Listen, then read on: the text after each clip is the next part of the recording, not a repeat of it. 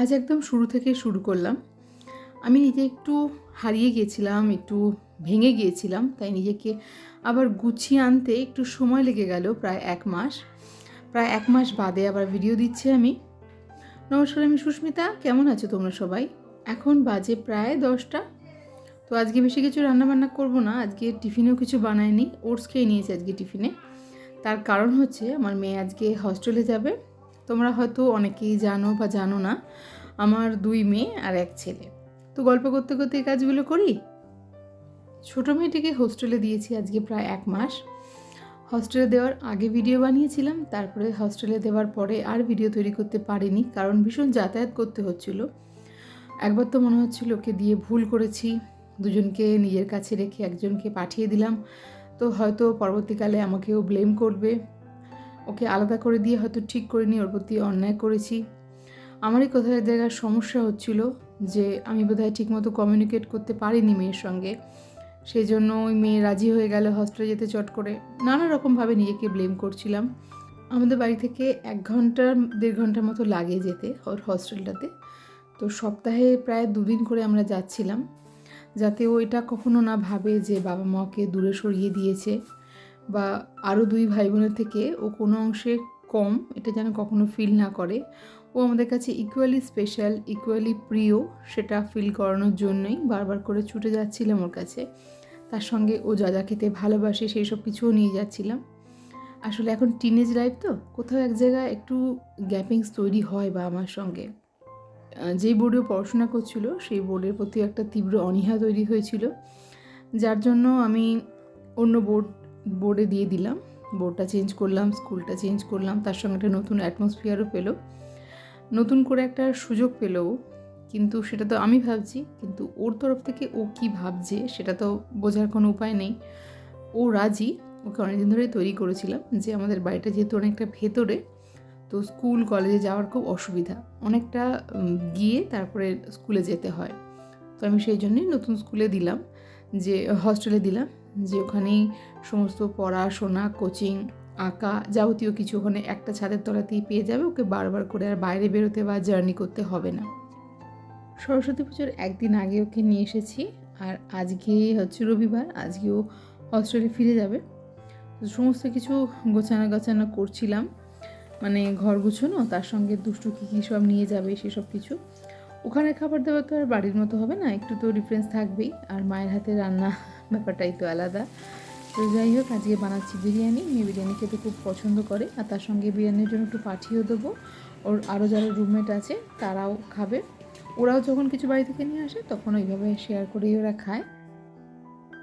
আজকে দই আর ওটস দিয়েই সবাই টিফিন করেছে, তো খিদেটাও পেয়ে যাবে সবার তাড়াতাড়ি। সেই জন্য আবার তারপর তো বিরিয়ানি, ব্যাপারটাই আলাদা, তাড়াতাড়ি খিদে তো পাবেই। আর শুধু বিরিয়ানি বানাচ্ছি, আর একটুখানি স্যালাড কেটে নিয়েছি, মানে টমেটোও নয়, শসাও নয়, শুধুমাত্র পেঁয়াজ। কারণ টমেটো সবাই খায় না, ছেলেমেয়েরা টমেটো খুব একটা পছন্দ করে না, আর শসা তো তেতো হচ্ছে বলে আর দিইনি। তো আলুটাকে প্রথমে আমি কুকারে হুইসেল দিয়ে নিয়েছিলাম, তারপরে সেটাকে একটু ভেজে নিয়েছি, আর মাংসটাকে দই আর ধনেপাতাকে বেটে নিয়েছিলাম মিক্সিতে, তারপর সেটাকে দিয়ে ম্যারিনেট করে গেছিলাম কিছুক্ষণ।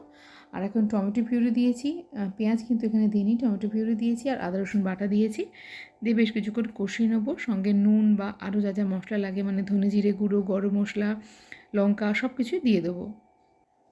ভিডিওটি যদি ভালো লাগে, যদি এই ধরনের ভিডিও দেখতে পছন্দ করো, তাহলে আমার চ্যানেলটাকে লাইক করে দিয়ে সাবস্ক্রাইব করে নিতে পারো।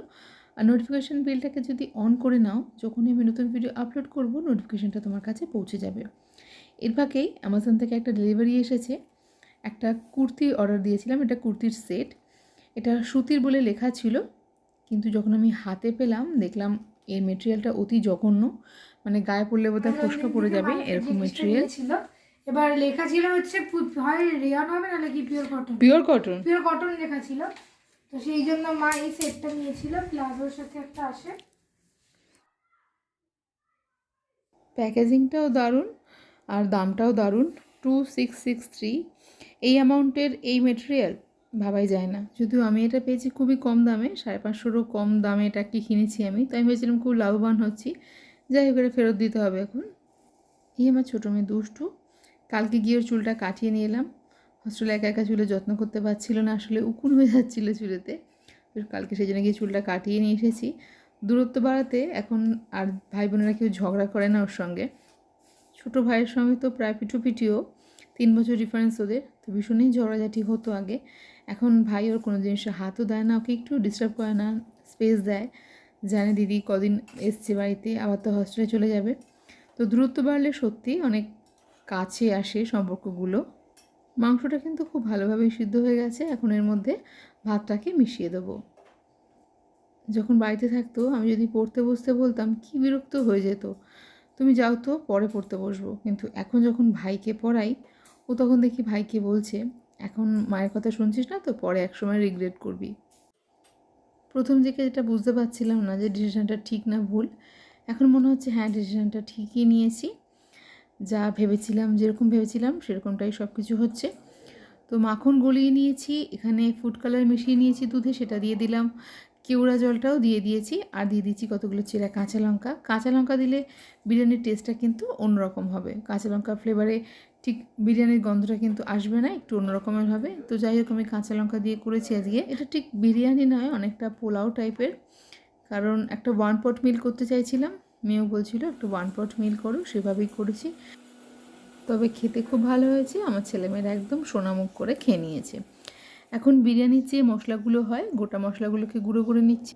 বেরেস্তার জন্য কিছুটা পেঁয়াজকে অল্প ঘি আর সাদা তেল মিশিয়ে বেশ লাল করে ভেজে নেব। একটু চিনি দিয়ে দিচ্ছি, এতে পেঁয়াজটা বেশ কুড়মুড়ে হবে, টেস্টটাও বেড়ে যাবে, তার সঙ্গে বেশ লাল কালার আসবে। এখন মাংস আর ভাতটাকে খুব ভালো করে মিশিয়ে দিচ্ছি। এর টেস্ট অনেকটা ইয়াকনি পোলাওয়ের মতো।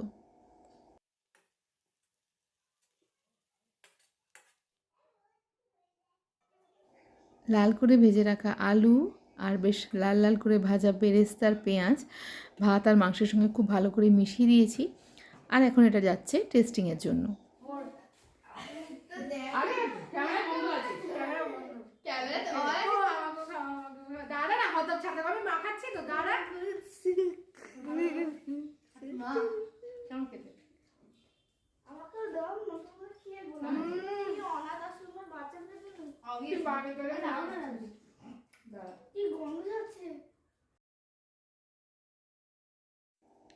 হস্টেলে তো দুষ্টু সেভাবে স্কিন কেয়ার কিছুই হয় না, তো স্কিনে ভীষণ র্যাশ বেরিয়েছে। তো দিদি ওকে চালের গুঁড়ো, টক দই, হলুদ একসঙ্গে করে একটা ফেস প্যাক বানিয়ে দিয়েছে। আমি বলিনি যে ক্যামেরাটা অন আছে, আমি বলেছি ক্যামেরাটা অফ করা আছে। আমরাও ছোটোবেলায় এমন করতাম, মা কিছু রান্না করলেই চলে যেতাম টেস্ট করতে, স্পেশালি মাংস হলে। অল্প অল্প করে দিয়ে ব্যাপারটা ঠিক জমছে না, সেই জন্য খেতে দিয়ে দিলাম তিনজনকে একসঙ্গে। স্নান হয়ে গেছে, ওরা তিনজন একসঙ্গে খেয়ে নিক, ওর বাবা এলে আমি খেয়ে নেবো। একটু হালকা পাতলা মতো করেছি বিরিয়ানিটা, কারণ কালকে সোমবার, বৃষ্টির পরীক্ষা আছে, কালকে ইংলিশ আছে, ওর এইচএস চলছে, আর ছোটো মেয়েটি ক্লাস 7 আর ছেলেটা হচ্ছে ক্লাস 3। এই হচ্ছে আমার ছোট্ট সংসার। আমার ছোট্ট সংসারের গল্প আমি তোমাদের সঙ্গে শেয়ার করতে এসেছি। ওর বাবা এখন আসেনি, আজকে রবিবার, একবেলা দোকান খোলা আর একবেলা বন্ধ। তো দোকানে এসি লাগাতে এসেছে, সেজন্য তার আসতে একটু দেরি হচ্ছে। আমি একটু অপেক্ষা করব ওর বাবা আসুক, তারপরেই খাওয়া দাওয়া করা যাবে। তারপর খেয়ে দিয়ে ওর বাবা আবার যাবে দুষ্টুকে দিতে। ছাদ থেকে তোলা জামা কাপড়গুলো আমি চট করে খাটে রাখি না, এখানে একটা ছোটো চৌকি আছে দোতলাতে, এর উপরেই রেখে দিয়েছি। আর দুষ্টুর সমস্ত জিনিসপত্র এখানে গুছিয়ে রেখে দিয়েছে। এরই মধ্যে ওর বাবা চলে এসেছে, সে স্নান করে ভাত খেতে বসেছে। আর এখন দুষ্টুর সমস্ত জিনিসপত্র গোছানো হয়ে গেছে, তবু আমি একবার দেখে নিয়েছি কিছু ভুলে গেল না তো। আর 2 প্যাকেট বিরিয়ানি দিয়ে দিয়েছি, একটা ও খাবে, একটা ওর বধূদের জন্য। প্রথম খুব মনটা খারাপ হতো, একদম নেগেটিভ থটসে মাথাটা ভরে গেছিলো। আস্তে আস্তে নিজেকে সামলেছি, কারণ আমাকে তো নিজেকে সামলাতেই হবে, নাহলে ওদেরকে কে সামলাবে। আর ও ভালো মন্দ বুঝতে শিখেছে, এটুকু জানে যে বাবা মা যা করেছে ওর ভালোর জন্য করেছে। আর পরিস্থিতি যেমনই হোক, কষ্ট তো হচ্ছে একটু, তবে আমরা পাশে আছি, সবাই মিলে সমস্ত